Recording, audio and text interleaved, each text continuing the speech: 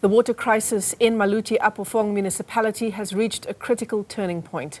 What began as a technical failure of aging pipes has now devolved into a full-scale governance and human rights emergency. Recent developments highlight a municipality in the midst of a civil war over water management, while residents in areas like Qwaqwa and Harrismith continue to endure the consequences.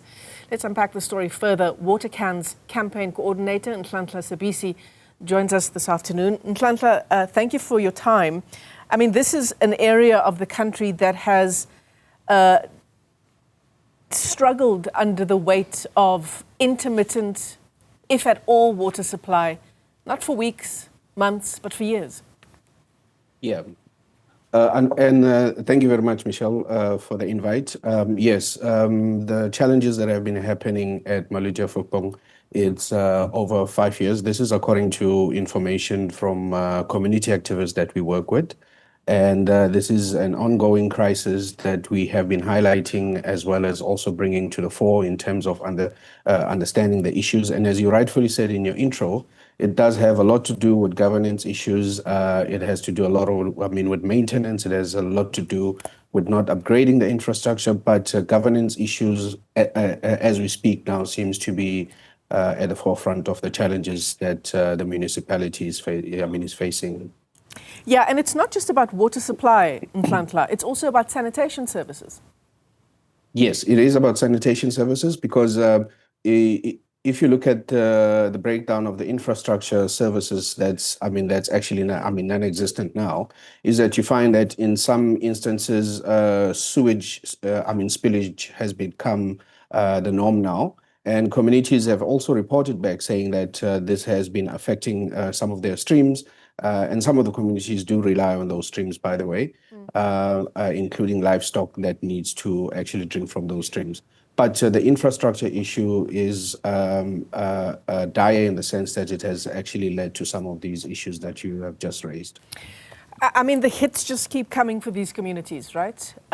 So from no intermittent or no water supply, they then rely on these streams. The water isn't clean, but residents do what they can to get by. But then making that even that difficult is the issue of sewage spills.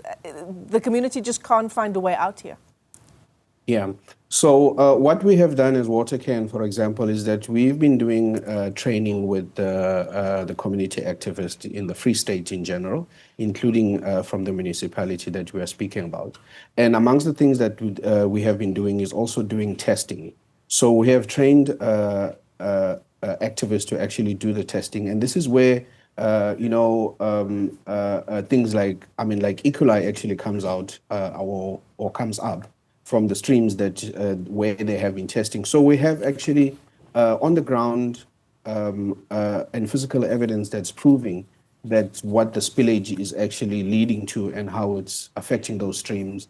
And unfortunately, also the quality of water that's also coming out from the taps. It's also not what you would expect it to be in terms of the standards that we have in South Africa.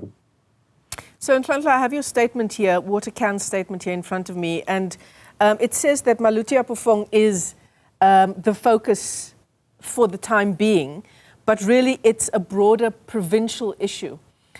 Where does one even begin to address this kind of issue? Because if there's no such thing as reliable service delivery, reliable water supply, our community is actually getting a schedule of when water tankers will arrive so that they can plan their days and make sure that they have access to water, particularly the elderly, people with young children. Yeah, unfortunately, not all communities get the forewarning that they're actually required to be given, which is one of the reasons why we've also been reaching out to the Department of Water and Sanitation to actually highlight the issue. Coming back to the issue that you just mentioned, Michelle, of being a broader issue in the Free State. It is a broader issue in the sense that the information that we are getting from the community activists and the community itself is that it's not only in Maluti-a-Phofung that's actually having that challenge, but it's also across different municipalities. And that speaks to the reason why we're reaching out to, we have reached out to the Department of Water and Sanitation, is precisely for them to address the issue with these local authorities, because the local authorities Um, um, uh, Governance issues have become dire, as I've mentioned earlier on, but also maintenance is not being done, etc. So we want this to become a national issue in the sense that the National Department of Water and Sanitation needs to get involved, where they need to provide capacity to these municipalities, because that's another issue, Michelle, that people are not aware of, that there's a lack of capacity within those municipalities in terms of technical capacity as well as in terms of, having feet on the ground that's actually doing the work.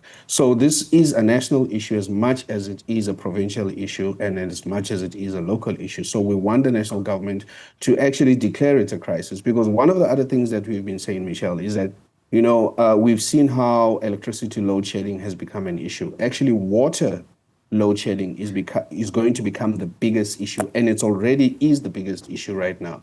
Because unfortunately, when it comes to water, we understand that besides that it's a basic human right, issue that is guaranteed by the Constitution. But it's also a basic need that we all have to. That we need to have. So there's no doubt that this has become a very national crisis as much as it's a Free State crisis. Right. Nhlanhla, talk to us about MAP Water. So according to your statement, the municipality resolved, and actually this is according to reporting by Ground Up, the municipality shut down its MAP Water, finding it failed to meet legal requirements. And it goes on and on. The MAP Water CEO then goes on to tell us that the municipality underfunded the water authority by over R500 million since 2013. Yeah. So talking about capacitating our water utilities, that's one of the issues that also speaks not only to the lack of maintenance, etc., and the lack of governance, but it also speaks to the financial capacitating of water utilities. Now, what we have picked up is that within MAP, what is happening is that it's an internal quibbling that's actually happening there. And unfortunately, the impacts are actually on the communities. So what we are calling for is that as much as there's a claim from the municipality that MAP hasn't, met its tax obligations, etc., that's something that the National Treasury, for example, should actually get involved in, because now the impact is that, as we can see, the impact is that now the water utility as well as the municipality itself, they're actually having this fight, and this fight is actually affecting the community. So hence one of the reasons that I'm saying that this actually should become a national issue. So basically, to drill down to this point, I would say that from the WaterCan point of view, what we are saying is that internal quibbling should stop. Proper governance should be applied. And also the utility should be given the capacity and the space to do what it's supposed to do. And that is to deliver water service to the people. And internal issues that are actually affecting the municipality as well as the water utility. And we're taking note that the CEO has made a claim also in the Ground Up report that it's because he's been asked to actually channel funds to dubious to make dubious payments, if I may put it that way. So that's not what we want to see. We want to see a water utility that's actually providing water to to the community, and that's squibbling. That squibbling must actually stop. So the national government should actually intervene in this instance, including the provincial government, by the way, which has been very silent on the issue. Yeah. So, what do we tell the community of Maluti-a-Phofung this afternoon about what Christmas and New Year looks like for them? And that's the sad part, because at the end of the day, communities, they have family, they're going to be having gatherings, they want to do customary issues, etc., things like that, and there's no water. So basically what we are doing as WaterCan is to continue to support the communities, as we also mentioned in our statement, is to continue to support the community, create the awareness, and actually make them aware of not only their rights, but also the quality of water that they will be using, and which is one of the reasons why we're actually also doing water testing with them. But also the appeal is to the local government to say that get your act right, and basically to say that this is a human right injustice. and they should actually think twice about what they are doing in terms of how they handle this issue. But also, it would be good if they would inform the community where the challenges are. Rather have the community understand where the challenges are. And you'll be surprised, Michelle, that communities will actually may even have solutions to some of these challenges, but also to continue finding alternative ways in terms of continuing water supply, whether they're using water tankers, etc. But water tankers should not be a permanent solution. It should be a temporary solution that will provide water quality. But at the end of the day, it should be something that needs to be resolved, because we can't live on water tankers throughout our lives. Well, that's an important issue in Nhlanhla, just given the kind of corruption we've seen around water tankers and their provision as well. Yeah. Yeah. So one of the things that we have actually picked up, not only in areas like Johannesburg, for example, is what we refer to as the water mafias, is that there are instances of deliberate sabotage in some areas. That there's a deliberate attempt of making sure that maintenance is not done, etc., or delayed for whatever reason. Sometimes it's genuinely delayed because the contractors are not paid. But coming back to the issue of water tankers, is that there are people who are actually benefiting from this. And one of the things that we have been demanding in different municipalities that have now gotten into the tendency of relying very much heavy on water tankers is for us to have transparency on who the contractors are. Who are the people that are contracted, so that it's made public? It's made visible to the public, so that the public can also scrutinize those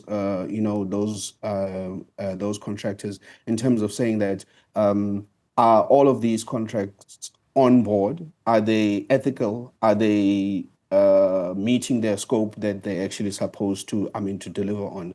So yes, this is an issue that we're also picking up in different areas as well. Nhlanhla Sibisi is with WaterCan as we continue to track this story and the crisis in Maluti-a-Phofung Municipality. Nhlanhla, thanks for your time this afternoon.